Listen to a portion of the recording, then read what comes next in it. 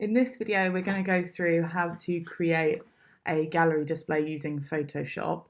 So what you need to have open already is the gallery template, and then drag and drop in and kind of resize the images that you want and place them where you want them. You can see on this gallery here, we have two separate walls, and this one on the left is at an angle.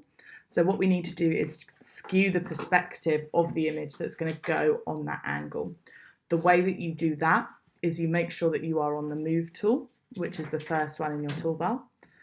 And you should have the little square dots around the edge. Mine aren't showing up because my laptop's being a little bit laggy, but that's okay. Then you are going to hold down the Command key if you're using a Mac. I believe it is the Control key if you are using Windows. And you'll get this little white mouse pointer come up. If you now click and drag while holding down that key, you'll see that kind of the perspective of your image starts to change. What you're going to do is try and match up this angle here with the angle on the floor, and then we're going to try and match the top one with the angle in the ceiling. So I'm just going to pull that down. Notice that I'm making sure that this line stays straight, it's not tilting left or right. Now we've got a very long, thin picture. I'm going to hold down Shift on my keyboard and I'm just going to squish it. This is the only time where it's okay to squish your picture. And I'm just going to drag it along a little bit. And then I'm going to press the tick. So that's how you skew your image to look a little bit more like it's on the wall. If you don't get it perfect first time, you can always go back in using the same controls. So pressing that button down, and you can just readjust it. Sorry for any background noise. I have two kittens running around at the moment. So that's how you skew it.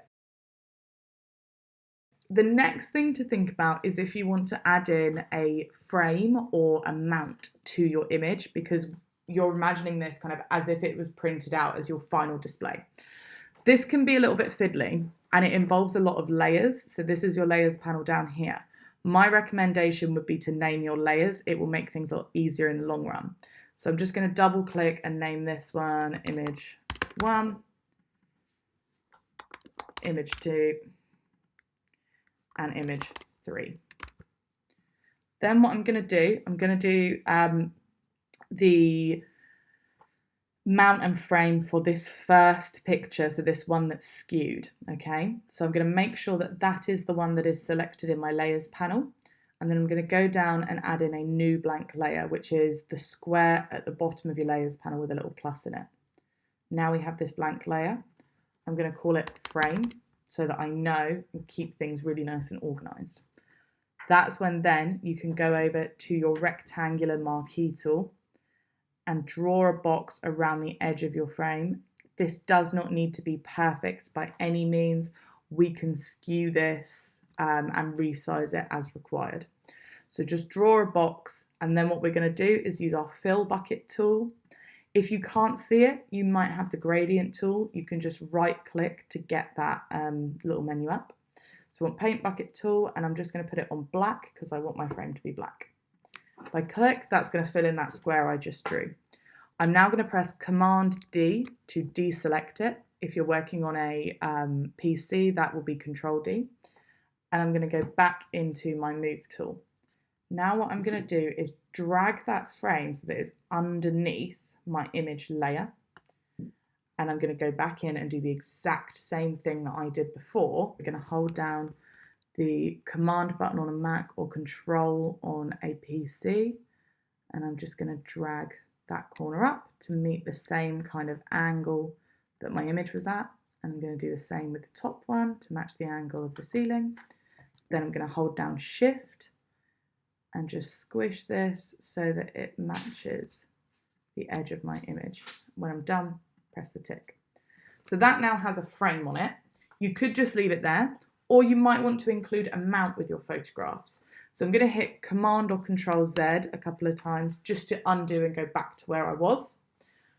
Then what I'm going to do is go down onto my frame layer and click on it to select it. And I'm going to press Command J on my keyboard. What that's done is duplicate that frame layer. So now I have frame and I have frame copy. I'm going to rename that to mount again to help me keep everything nice and tidy. and I'm going to go to my fill bucket tool again, and this time I'm going to fill it in white because I want a white mount. You might want a different colour one, that's fine. Once you've got that, you're going to resize the mount so that it is slightly smaller than the frame. And you want to try and make sure that the edges of the frame are the same size as they would be in real life, okay? Once you've got that, we're going to go back to our layers panel, click on the mount layer, hold shift on the keyboard, and click the frame layer as well. We now have both of those selected. That just basically makes life a lot easier because it means that we've only got to do the perspective skew the once. So now I can go down, hold Control or Command, reskew my perspective. Now you'll see that my mount might disappear. That's all right because we can make it bigger again. I'm going to hold down shift now to squish it like I did before. You can see that I haven't quite got my angle right, so I'm just going to go back in and readjust that. And now I'm just going to make the whole thing a little bit bigger. And I'm going to reposition it so that my image is in the middle of that mount.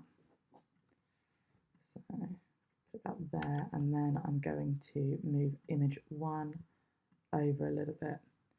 Now you can see that everything looks a little bit wiggly wobbly. That's where it's just a case of going in and refining the way you've designed it. So you can either change the size of the mount and the frame or the image. I'm going to do the image on this one because I think it's just going to make life a little bit easier. So I'm just going to bring that down again so all the sides are equal. And I'm going to make it a little bit smaller. Nudge it down with my keyboard and press the tick. So now we've got kind of a mock-up frame going on there. So that's how you create frames within your gallery design mock-ups.